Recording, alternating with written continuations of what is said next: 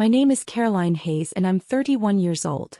The evening of March 15th started like any other family humiliation, with my mother's voice dripping with contempt as she assigned me my role for the night. What my family didn't know was that this would be the last time they'd ever have the opportunity to treat me like I was nothing. Because I wasn't nothing. I was the owner of the $2.4 million estate they were currently celebrating in, and in exactly 10 minutes they were about to find out. But before I tell you how their $180,000 engagement party came crashing down around them, let me explain how we got here. Because this wasn't just about one dinner.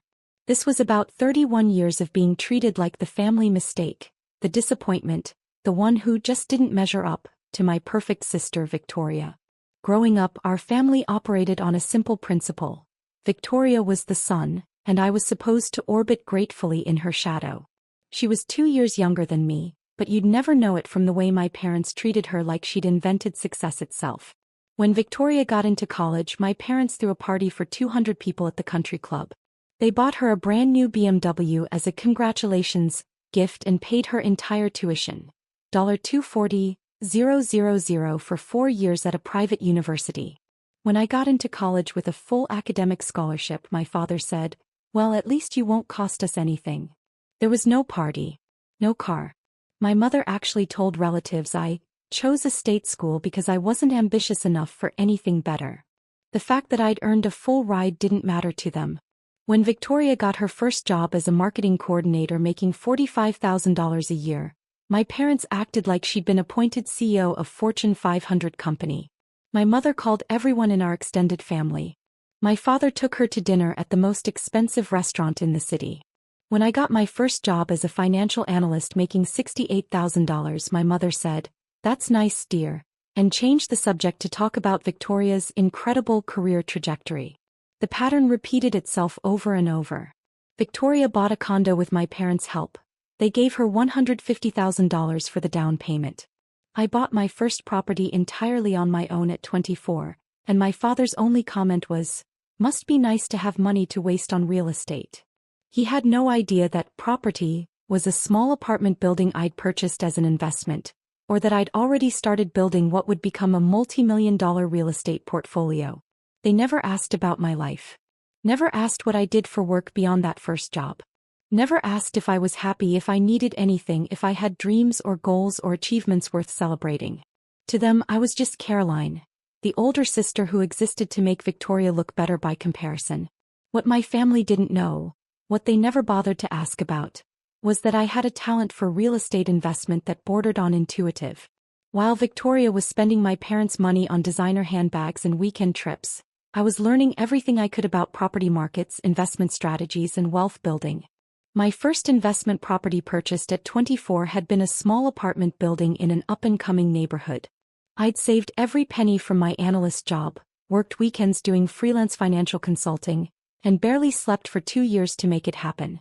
That building tripled in value within 3 years. I sold it for $890,000 profit.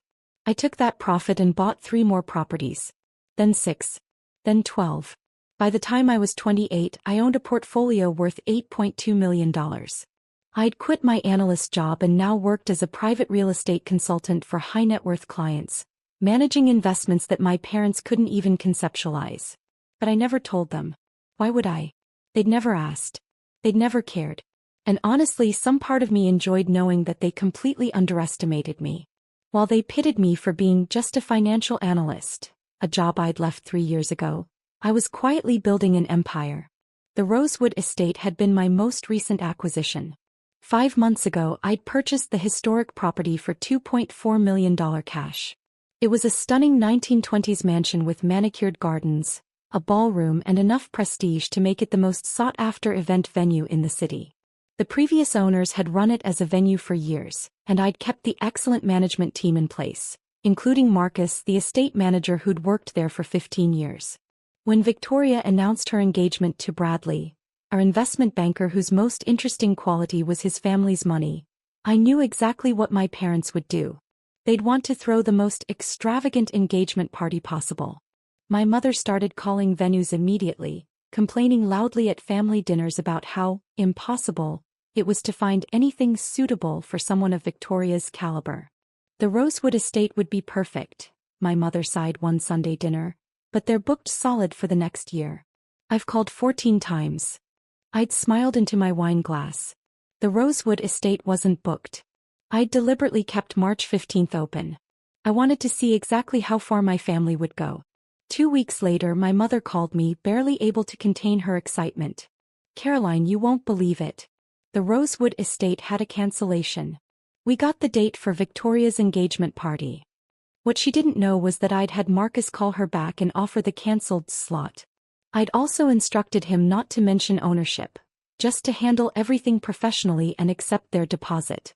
My parents had wired $940,000 total. $740,000 for the venue, catering and services, plus a $200,000 deposit for Victoria's future wedding reception they'd booked for next spring. If you're genuinely enjoying this story, I'd love for you to hit that like button. But only if it's resonating with you, no pressure at all. The weeks leading up to the engagement party were a masterclass in my family's priorities. My mother called Victoria 47 times to discuss details. She called me twice, both times to tell me what I should wear because we can't have you looking inappropriate in the photos. Victoria posted daily updates on social media about the most incredible engagement party ever planned.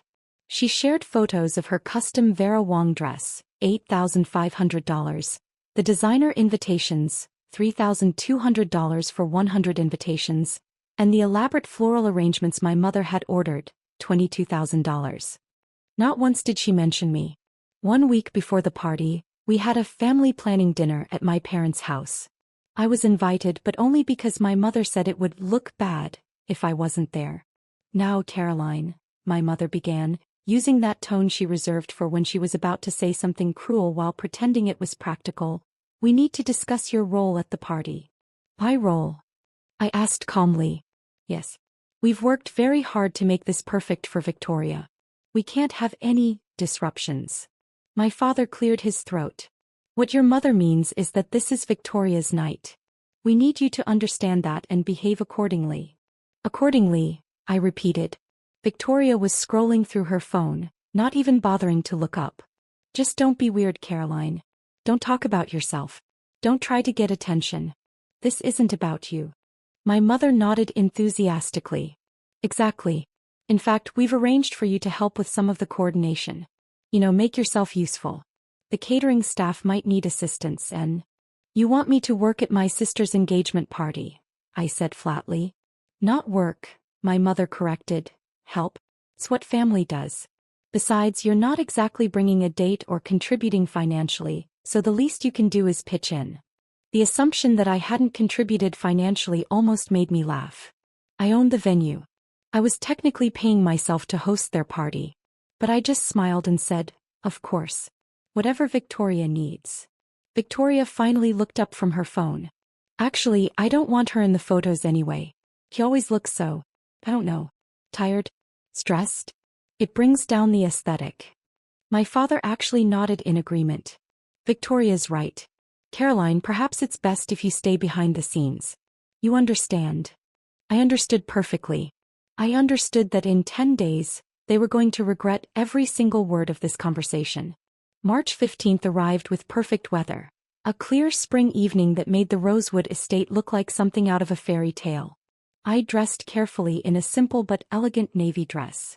Nothing flashy. Nothing that would draw attention. I wanted to blend in right up until the moment I didn't. I arrived at 6 p.m., an hour before guests were scheduled to arrive. My mother was already there, directing the staff like a general commanding troops. She saw me and immediately frowned. Caroline, you're early. I wanted to see if you needed any help, I said pleasantly. How thoughtful, she said in a tone that made it clear she found it anything but. Actually, yes. The catering manager mentioned they're short-staffed.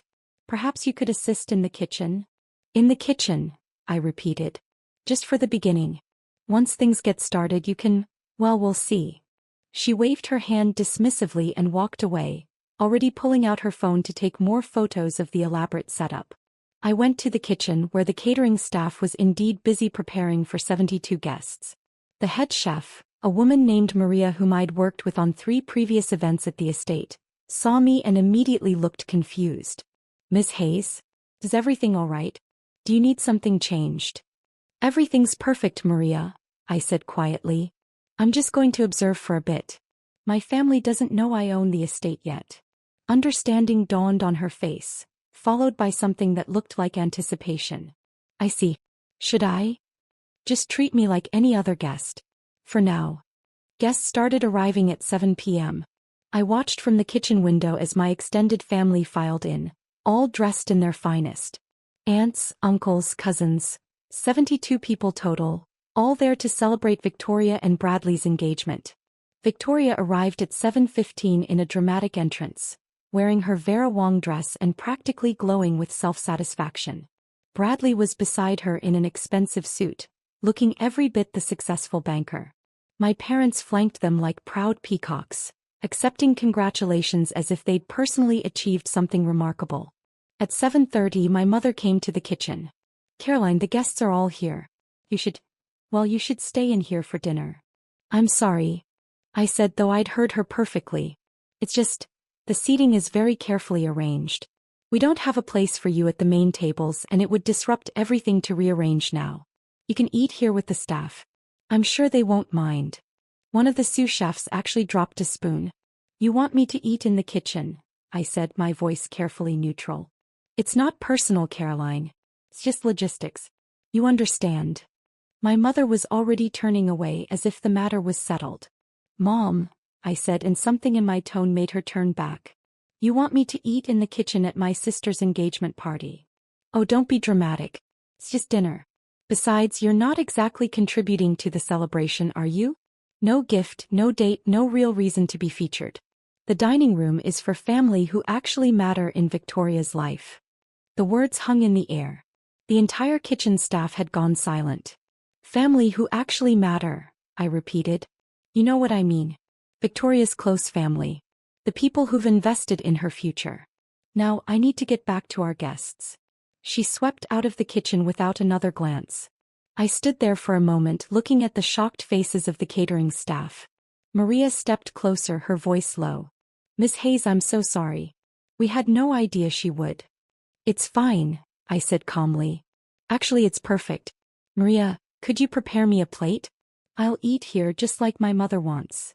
I sat at a small table in the corner of the kitchen, eating the same gourmet meal the guests were being served in the grand dining room. Through the window I could see my family laughing, toasting, celebrating. My father stood up to make a speech about Victoria's incredible journey, and how proud they were of their daughter. Singular. As if he only had one. Then I saw Victoria pull out her phone. She was pointing it toward the kitchen window, toward me. She was filming me eating alone in the kitchen while her engagement party happened 30 feet away. One of the servers came in and whispered to Maria, "The bride wants you to know she's posting it on Instagram. She's already captioned it." Maria pulled out her own phone and navigated to Victoria's Instagram. He showed me the screen. There I was, sitting in the kitchen, and the caption read, "Where she belongs," face with tears of joy. Some people are just meant to stay in the background. Hashtag know your place, hashtag engagement party, hashtag family first.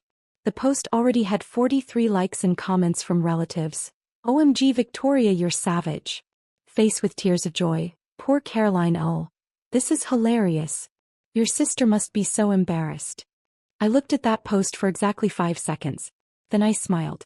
Maria, I said calmly, could you please ask Marcus to come to the kitchen? He practically ran to get him. Marcus appeared within minutes, slightly out of breath. Miss Hayes, I just saw. I know, I said. I think it's time, don't you? His face split into a grin. I've been waiting for this moment since they booked the venue. Give me 10 minutes. Then make the announcement exactly as we discussed. It will be my absolute pleasure. I spent those 10 minutes finishing my meal slowly, deliberately. I could hear the party continuing in the dining room. More toasts. More laughter. More celebration of Victoria's perfect life. At exactly 8:47 p.m. I stood up, smoothed my dress and walked out of the kitchen. I didn't go into the dining room. Not yet. I went to the estate's main office, where I'd left a folder with Marcus earlier in the week. Inside were the property deeds, the purchase agreement and several other documents that would make it very clear very quickly exactly who owned the Rosewood estate. At 8:50 p.m., I heard the feedback from a microphone being turned on. Marcus's voice, calm and professional, filled the estate. "Good evening, ladies and gentlemen. I apologize for the interruption. My name is Marcus Chin and I'm the estate manager here at Rosewood. I have a brief announcement to make." I could hear the confusion in the dining room, the murmur of voices wondering what was happening. "There's been a significant misunderstanding that needs to be addressed immediately. When this event was booked 5 months ago, the party coordinators were not made aware of certain ownership details regarding the property." The murmuring grew louder. As of September 15th of last year, the Rosewood estate was purchased by a new owner. That owner is currently in attendance at this evening's event. I walked slowly toward the dining room, timing my entrance perfectly. "In fact," Marcus continued, and I could hear the satisfaction in his voice, "the owner has been here all evening. Many of you know her. Miss Caroline Hayes is the sole owner of the Rosewood estate, and as such she has the authority to make all decisions regarding events held on this property." I stepped into the doorway of the dining room just as Marcus said my name. 72 faces turned toward me in perfect synchronization. The silence was absolute. My mother's face had gone completely white. My father had frozen with his wine glass halfway to his mouth. Victoria's mouth was literally hanging open, and Bradley looked confused, like he couldn't quite process what he'd just heard.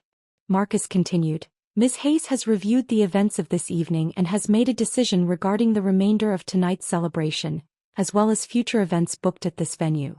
I'll now turn things over to her." He handed me the microphone as I walked to the front of the room. Every step felt like victory. "Hello everyone," I said, my voice steady and clear. "I'm sorry to interrupt such a lovely celebration. As Marcus just explained, I own this estate. I purchased it 5 months ago for $2.4 million in cash. Some of you may be wondering why I didn't mention this before." I looked directly at my mother. I wasn't asked. In fact, in the 5 months since I bought this property, not one person in my immediate family has asked me what I do for a living, how I'm doing financially, or anything about my life beyond whether I was bringing a date to tonight's event. My father had finally set down his wine glass. His hand was shaking. When my mother called 5 months ago, desperate to book this venue for Victoria's engagement party, I had my estate manager offer her the date. "I accepted your deposit of $740,000 for tonight's event, plus an additional $200,000 deposit for Victoria's wedding reception next spring. That's $940,000 total, all paid to me." Victoria made a sound like a wounded animal. "Tonight, I was told that I wasn't important enough to sit in the dining room. I was told to eat in the kitchen with the staff, which I did by the way, and they were lovely company. My father told 72 guests that the dining room was for family who actually matter. And my sister filmed me eating alone and posted it to Instagram with the caption, 'Where she belongs.'" I pulled out my own phone and held it up, showing Victoria's post on the screen projected behind me via the estate's presentation system. "This is what my sister posted 23 minutes ago. 43 people thought it was hilarious to see me humiliated at my own property." The room was so silent you could hear people breathing. "So I've made a decision. Effective immediately, this engagement party is concluded. You have 30 minutes to gather your belongings and exit the property. The catering is cancelled, the bar is closed, and the evening is over." My mother found her voice. "You can't, Caroline, you can't be serious." "I'm completely serious. Marcus, please begin the shutdown process." "Wait." Victoria jumped to her feet, her face blotchy with rage and panic. "This is my engagement party. You can't just end it." "I can actually. It's my property. But more importantly, Victoria, I'm also canceling your wedding reception scheduled for next spring." "What?" "Your $200,000 deposit is forfeit per the cancellation clause you signed. You'll receive nothing back. The clause specifically states that abusive behavior towards staff or property ownership will result in immediate cancellation and forfeiture of all deposits."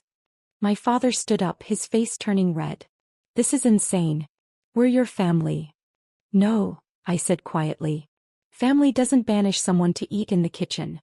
Family doesn't film their humiliation for social media entertainment. Family doesn't tell someone they don't matter. You made it very clear tonight what you think of me. I'm simply responding in kind." Bradley, who'd been silent this entire time, tried to speak. "Ms. Hayes, perhaps we can discuss." There's nothing to discuss. The decision is final. You all have 28 minutes now to leave my property. What happened next was chaos. Pure beautiful chaos. My mother rushed toward me, her voice shrill. Caroline, please. Think about what you're doing. This is Victoria's special night. I did think about it, I said calmly. I thought about it when you told me to eat in the kitchen. I thought about it when Dad said I didn't matter. I thought about it when Victoria filmed me and mocked me online. I've thought about it very carefully. Victoria was crying now, her perfect makeup running down her face. You're ruining my life. Everyone is watching. This will be all over social media. Yes, I agreed. Just like your post about me was. Except this time the story won't be where she belongs. It'll be who actually owns the place. Relatives started standing up, gathering their things, whispering frantically to each other. I heard snippets. Did you know Caroline owned this place? How much did she say she paid? Oh my God, she's rich? I can't believe they made her eat in the kitchen. My Aunt Jennifer, my mother's sister, walked past and stopped. She looked at me with something I'd never seen from my family before: respect. Caroline, she said quietly, I had no idea about any of this. I'm sorry. Thank you, I said. She nodded and walked out, shaking her head. My mother made one more attempt. The money, Caroline. We can't afford to lose $940,000. Your father's business has been struggling. We took out a loan for this. And there was the truth beneath the truth. They couldn't afford this party. They'd gone into debt to throw Victoria an extravagant celebration they couldn't afford, and now they'd lost almost $1 million. You should have thought of that before you decided I wasn't worth a seat at the table, I said. Security, my security hired by me, began gently but firmly encouraging guests toward the exits. Victoria was sobbing on Bradley's shoulder. Bradley looked like he was reconsidering his life choices. My father was on his phone, presumably calling his lawyer, not realizing that my contracts were ironclad. Within 25 minutes, the Rosewood estate was empty except for staff and me. Marcus approached, barely suppressing a smile. All guests have departed, Ms. Hayes. The venue is clear. Thank you, Marcus. Please make sure the staff is paid triple for this evening, including the catering team. This wasn't their fault. Already done. And Ms. Hayes? That was the most professionally delivered devastation I've witnessed in 15 years of event management. I stayed at the estate for another hour, helping the staff clean up the abandoned party. Half-eaten plates of food, scattered napkins, Victoria's elaborate floral centerpieces. All of it a testament to a celebration that ended in spectacular failure. My phone started ringing at 9:47 p.m. My mother. I declined the call. It rang again. My father. Declined. Victoria. Declined. My mother again. Declined. Text messages started flooding in. From Mom. Caroline, please call me. We need to talk about this. You're being irrational. From Dad. This is unacceptable behavior. Call me immediately. From Victoria. I hate you. You ruined my life. Everyone saw. Bradley's parents are furious. I blocked all 3 numbers. Then the extended family started calling. Cousins, aunts, uncles. People who'd watched me eat in the kitchen and said nothing. I sent one group text. Tonight's events speak for themselves. I will not be discussing this further. Please respect my privacy. Then I turned off my phone. What I didn't know until the next morning was that the story had exploded online. Victoria's original Instagram post, the one mocking me in the kitchen, had been screenshot and shared thousands of times. But now it had context. Guests from the party had posted their own accounts. I just witnessed the most insane revenge at an engagement party. The poor sister eating in the kitchen? She owned the $2.4 million venue and kicked everyone out. Fire. My cousin's engagement party just got cancelled because they humiliated the bride's sister, who turned out to be the property owner. I can't even process this. So my family member made her sister eat in the kitchen at a party, filmed it, mocked her online, then found out that sister owns the estate and lost $940,000. I have no words. Victoria's post had gone from 43 likes to being shared over 50,000 times. But now the comments were very different. You mocked someone eating in the kitchen at their own property? Skull, the karma is immaculate. Imagine losing almost $1 million because you couldn't be decent to your sister. Where she belongs, aged like milk in the sun. Someone had created a side-by-side comparison. Victoria's original mocking post on the left, and a photo someone had taken of me speaking into the microphone on the right. It had been shared 127,000 times with the caption, "Find someone who looks at you the way Caroline Hayes looks at people who underestimated her."